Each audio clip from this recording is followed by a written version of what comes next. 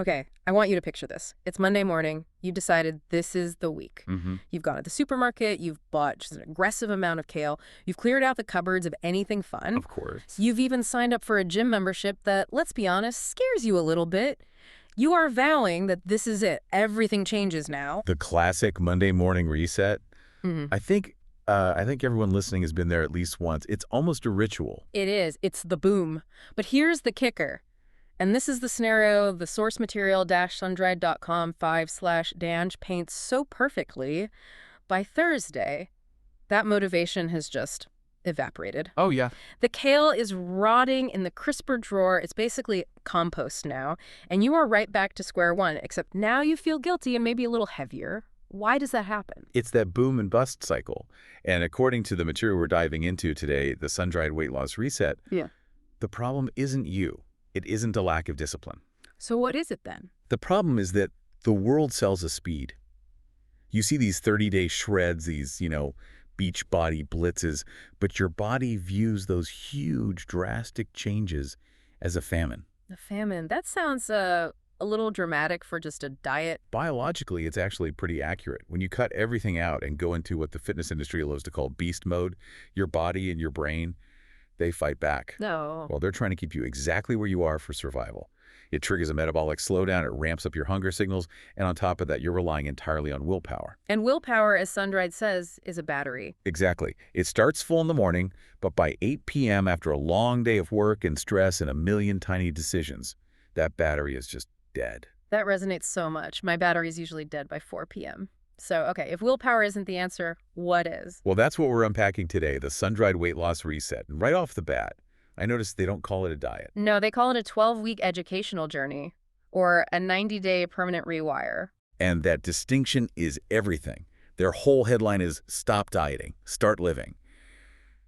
The goal here isn't to, squeeze you into a swimsuit for 2 weeks in July. It's bigger than that. It is. It's to shift you from obedience, which is just following rules because someone told you to autonomy. Okay, let's pause on that. Define that for me. Sure. What does autonomy really look like in this context? Because honestly, sometimes I just want someone to tell me what to eat. I get that. Yeah. But, obedience is, don't eat the cookie because the paper says so. It's external. Right. Autonomy is, I understand how this much sugar is going to affect my energy and my sleep, so I'm choosing not to eat the cookie right now because I want to feel good tomorrow. So it's about the why.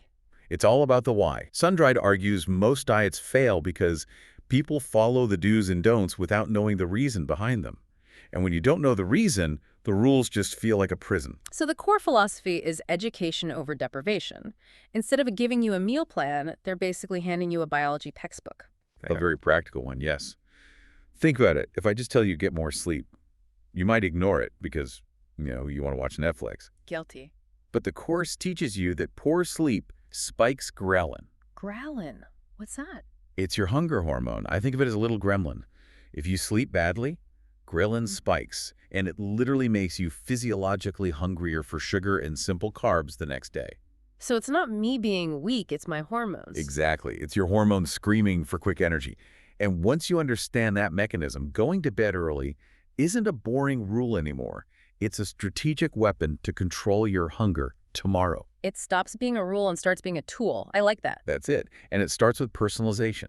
They don't just give everyone the same PDF. You fill out a lifestyle questionnaire to calculate your metabolic baseline, your TDEE. Your total daily energy expenditure. Right. They give you your specific numbers because one size does not fit all. Someone sitting at a desk all day has a totally different baseline than, say, a nurse on their feet for 12 hours. Okay, let's get into the structure. It's broken into 3 phases. Phase 1 is the foundation, weeks 1 through 4. And I was genuinely surprised that for the first month, they basically tell you to ignore the scale. That's a really hard pill to swallow for a lot of people, but it's so crucial. Phase 1 is all about wiring the brain. Not the body. Not yet. They're focused on behavior change, not just dropping a few pounds of water weight. I mean, if you lose 5 pounds in week 1 by starving yourself but you're miserable, you won't be doing this in year 2. So they start with what they call your deep why. And this isn't just, I want to lose 10 pounds, is it? Because that feels like a pretty standard goal. No, it has to be emotional. Specific? Mm-hmm. On day one, you read this on a Post-it note. A number on a scale is a pretty weak motivator when you're staring down a donut at 4 p.m. on a Tuesday. Mm-hmm. But, wanting to have the energy to play with your grandkids without getting winded, or wanting to walk into a boardroom feeling confident and sharp, that's a deep why.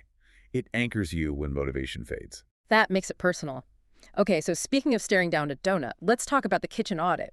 When I read this, I kind of rolled my eyes, thinking, okay, time to throw away all the good stuff. Right. But they actually say, don't do that. Yes, because throwing everything away triggers what they call scarcity panic. Your brain freaks out, thinks the food supply is gone, and that often leads to a binge before you even start. So what do you do instead? You focus on environment design. You take your trigger foods, the cookies, the chips, and you move them. Put them on a high shelf in an opaque container. Opaque is the key word there. If I can't see the colorful packaging, I don't want it. It's the out of sight, out of mind principle. It sounds simplistic, but it reduces what's called decision fatigue. Every time you walk past a bowl of candy, your brain has to make a choice. Eat it or don't eat it. And that burns willpower. It burns that batteries. So if the candy is hidden away, you don't even have to make the choice. And you do the opposite with the good stuff. Fruit bowl on the counter, a big jug of water on your desk. The goal is to make the healthy choice the lazy choice. I love that framing. Design your environment so you don't have to be a superhero every time you walk into the kitchen. Precisely. And they have another psychological trick here that I thought was just brilliant. The add method. Okay, how does that work? Well, psychology tells us that subtracting things feels like a punishment. The brain just hates hearing the word no. True. So Sun-Dried flips it. They ask you to add, specifically on day 5, your task is just to add a fist-sized portion of vegetables or salad to your dinner. That's it. You don't have to cut anything out. I can still have the pasta. Not initially, no. You just add the good stuff. And what happens is that nutrient-dense food takes up volume in your stomach. It physically crowds out the other stuff. So you get fuller faster, naturally. You do. Yeah. But mentally, you aren't restricting. You're nourishing. And that changes the whole vibe from punishment to self-care. That feels so much more sustainable. Okay, and they combine this with some physiology hacks. I saw something called the 30-second energy hack. It sounds a bit like clickbait, honestly. It does, but it's incredibly simple and it works. Day 2, drink a large glass of water immediately upon waking. That's it. That's it. Most of what we think of as morning fatigue or brain fog is actually just mild dehydration from 8 hours of sleeping and breathing. You fix the hydration, you change your physiology for the whole morning. And I bet most of us reach for coffee first, which just dehydrates us more. Exactly. And the other big piece in phase 1 is NEAT. Non-exercise activity thermogenesis. The scientific way of saying move more, yeah. But specifically moving outside of the gym. That's the key distinction. The course encourages you to identify as a walker before you even try to be an athlete. So things like the commute trick. Yeah, parking further away from the office entrance. It sounds so small, almost trivial, but those steps compound. You don't need dedicated gym time to burn calories. It's about being an active person, not just a person who visits a gym for an hour and sits for the other 23. Right. Okay, so that's phase 1. Building the foundation, the mindset. Now we get to phase 2, momentum, weeks 5 to 9. This is where the novelty wears off. This is the messy middle. And this is where they finally get into the mechanics of eating. But, and this is a huge relief for a lot of people, there's no calorie counting app required. Oh, thank goodness. I cannot spend my life scanning barcodes on wrappers. It drives me crazy. And frankly, it feels a little obsessive. Sun-Dried agrees. They introduce what they call the hand method, the portable tool you always have with you. Go on. Your palm is roughly a protein portion. Your cupped hand is your portion for carbohydrates like pasta or rice. They call it the carb cup. That is so much easier. You can do that at a wedding or a business lunch without looking strange. Exactly. It's about estimation and awareness, not about math. It fits into a real life.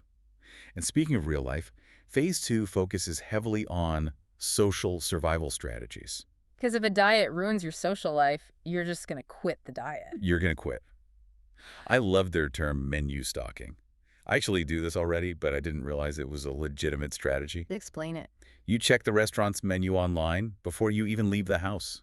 You decide what you're going to eat when you are calm and rational. Not when you're hungry and impulsive and can smell the French fries at the next table. Precisely. You make a pre-commitment to yourself. And for drinkers, they have the tall glass. Simple but effective. You alternate every alcoholic drink with a tall glass of water. It slows you down, keeps a drink in your hand so you don't feel awkward, and it halves the hangover. But what about the peer pressure? We all have that. That pusher friend, the one who says, oh, come on, live a little, have just one more. The course actually gives you scripts for this. It acknowledges that food is social glue, and it prepares you to handle that pressure without being rude, but also without caving. So you have a line ready. You do. Something like, I'm actually really full, but I'd love a coffee, or I'm pacing myself tonight. It empowers you to protect your boundaries. Now, you mentioned the messy middle. They actually predict that around day 38, you're going to get bored. They call it the dip. They normalize it, which is so important. Most people hit that wall and think, oh, this isn't working anymore, or I've lost the spark. But Sundrid says, no. They give you strategies for it, but more importantly, they talk about compassion versus guilt. This was day 53, forgiving slip-ups. Is this just letting yourself off the hook, though? It's strategic. Yeah. Think about it. You slip up, you eat a pizza. If you beat yourself up with guilt, that stress usually drives you to eat more. It's the what the hell effect. Well, I've ruined it now, so I might as well have the ice cream too. Been there. Compassion lets you draw a line under it. You treat the slip-up as data. Okay, I was stressed, so I ate pizza instead of a moral failure. I love that. Data, not failure. And they have a practical tool for this, too, the if-then plan. Yes. It basically replaces willpower with an algorithm. If I get stressed, then I will call a friend. Or if I am bored, then I will go for a walk. So you decide the reaction before the trigger happens. Right, so you aren't reaching for the biscuit tin on autopilot. Another great tactic in this phase was the post-dinner stroll. This connects back to the education piece, doesn't it? The whole glucose revolution idea. It does. A simple 10-minute walk right after eating helps flatten the glucose spike from your meal. It signals your muscles to use that fuel immediately. Again, it's using biology, not just burning calories. All right, let's move to the final stretch. Phase 3, lifestyle, weeks 10 to 13. This is where you stop doing a course and start being a healthy person. It's an identity shift. And a big part of this is what they call intuitive eating. But you have to be careful. A lot of people think intuitive eating just means eat whatever you want. It's not that. No. Sun-dried teaches you to distinguish between hunger and appetite. What's the difference? They sound the same to me. Hunger is physiological. Your body needs fuel. Appetite is psychological. You just want to taste. They use the apple test. Okay, what's the apple test? You ask yourself, would I eat an apple right now? If the answer is no, but you still really want that cookie, you aren't hungry. You're bored or stressed or maybe just thirsty. That is such a good litmus test. It just cuts through all the noise, and they challenge you to leave one bite on your plate. That sounds painful. It's a power move. It proves to your brain that you don't have to finish everything just because it's there. Breaking the clean plate club mentality. Exactly. It reasserts your autonomy over the food. And phase 3 also deals with future-proofing. The clothing check was a pretty bold move, I thought. This is where you donate your fat clothes. It is. It's about burning the bridges. You get rid of the clothes you're keeping just in case. Getting rid of them sends a powerful signal to your subconscious that there's no going back. You're removing the safety net. You're identifying as the person you are now. I like that. They also talk about a digital environment cleanup, the unfollow spree. Oh, this is crucial. If you are following food porn accounts or, fitness influencers with unrealistic bodies that just make you feel inadequate, unfollow them, protect your headspace. Yeah. Comparison is the thief of joy, and it will derail your progress. Curate a feed that inspires you, not one that shames you. They also have practical advice for travel, creating go-to orders. Because decision fatigue is real. If you travel, have a plan. Know that at this restaurant chain, you order this salad. It avoids the service station junk food trap. It goes back to making the healthy choice the lazy choice. You've already made the decision. You have. Now, we have to talk about the ending. Because most diets just end, and then you gain the weight back. Sun-dried has an exit strategy. This is what makes it a rewire. They set up tripwires. Yeah, you set a buffer zone, say 3 pounds. How does that work? Okay, so you reach your goal weight. You set a limit 3 pounds above that. If your weight drifts up into that zone, you don't panic. You don't spiral. Instead, a pre-agreed action plan just activates. So what would that be? Maybe it means tracking your food for 3 days or cutting out alcohol for a week. It's a plan. So it prevents a small slip from becoming a total relapse. Exactly. You catch it early, and then you graduate.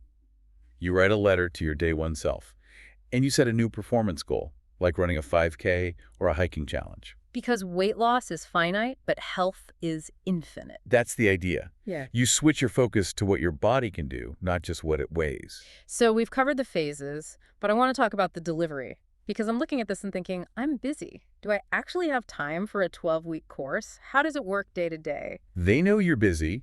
They don't send you hour-long lectures. The course runs on daily emails with what they call microactions. Give me an example of a microaction. Okay, we mentioned the water one. Another one is dental defense, brushing your teeth immediately after dinner. It sends a signal to your brain that eating time is over. Simple. Or put your fork down between every 3 bites. These are tiny tasks. You can't really say no to them. But over 90 days, they compound into a massive lifestyle change. And for the science nerds like us, there are the big topics. Yes, once a week, you get a deep dive video or audio. That's where they explain the dopamine loop or stress and cortisol or the science of sleep. That's the education component. You can listen to that on your commute. And we can't forget the tribe, the community aspect. Right? Research shows your success is exponentially higher when you do it with a group. They have a private Facebook group. People share photos of their kitchen audit, make public commitments. But the real magic is the identity shift, right? It is. When you start helping other people in the group, giving tips to the newbies, you reinforce those habits in yourself. You stop being the person who needs help, and you start being the expert. You start being the person who just lives the lifestyle. That's powerful. He really is. Okay, so let's wrap this up. We have unpacked a lot here. The sun-dried weight loss reset isn't about beast mode or suffering.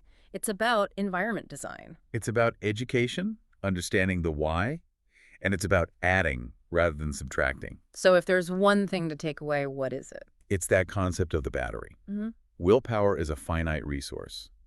If you rely on it, you will eventually run out. You have to design a life where the healthy choice is the lazy choice. That's how you win the long game. I love that. Make the healthy choice the lazy choice. And here's a final thought for you to chew on, listener. The course asks you to define your deep why. If you can't define why you're doing this, beyond just a number on a scale, are you actually ready to change? Or are you just punishing yourself? That is the question. Something to think about. Check the show notes if you want to learn more about sun-dried. Thanks for diving in with us. See you next time.